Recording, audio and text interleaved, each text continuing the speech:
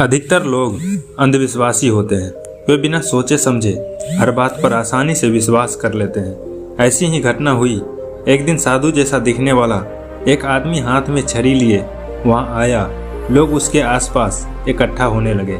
साधु का वेश धारण करने वाला उस व्यक्ति ने लोगों को अनेक करिश्मे दिखाए तथा कई प्रकार के मंत्रों का उच्चारण करके उन्हें अपने विश्वास में ले लिया। लोग उससे बहुत प्रभावित थे। धीरे धीरे वहाँ अधिक संख्या में लोगों का आना जाना शुरू हो गया। वो अनेक प्रकार की चीज़ें तथा रुपये पैसे साधु को भेंट करते थे। इस प्रकार साधु के दिन बहुत मज़े से गुजरने लगे। वह लोगों द्वारा दिए गए पैसा एक थैले में इकट्ठा करता और उसे सिर के नीचे रखकर रात्रि काल सो जाता। धीरे धीरे यह खबर शहर में चारों ओर फैल गई और तेनाली रमन के भी कानों तक पहुंची। उन्होंने निश्चय किया कि वे उस साधु के दर्शन करने जाएंगे। अतः एक दिन वे भी साधु से मिलने के लिए चल पड़े। साधु एक पैर के नीचे ऊंचे चबूतरे पर बैठा हुआ था। वह कभी कभी अपनी आंखें बंद कर लेता था। तब लोगों को ऐसा लगता था जैसे वह साधना में व्यस्त है। कभी वह अपने हाथ हवा में लहराता और लोगों को आशीर्वाद देता। अनेक भक्त उसके पास अपनी समस्या लेकर आते और वह उनका समाधान करता। उसके बदले में लोग उसे रुपया या कोई अन्य चीज भेंट में देते। कभी कभी वह साधु मंत्रों तथा श्लोकों के उच्चारण द्वारा भी उनकी समस्याओं को हल करने का उपाय करता था।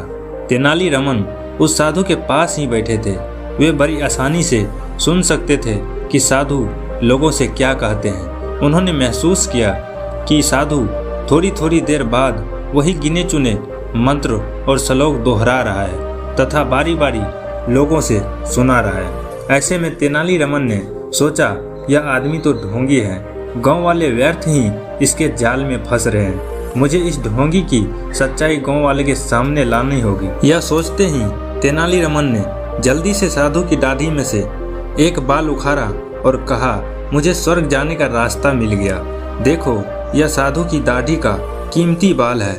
यह साधु बड़ा बुद्धिमान और ज्ञानी है। जो व्यक्ति स्वर्ग जाना चाहता है वह इसकी दाढ़ी का एक बाल अपने पास रख ले।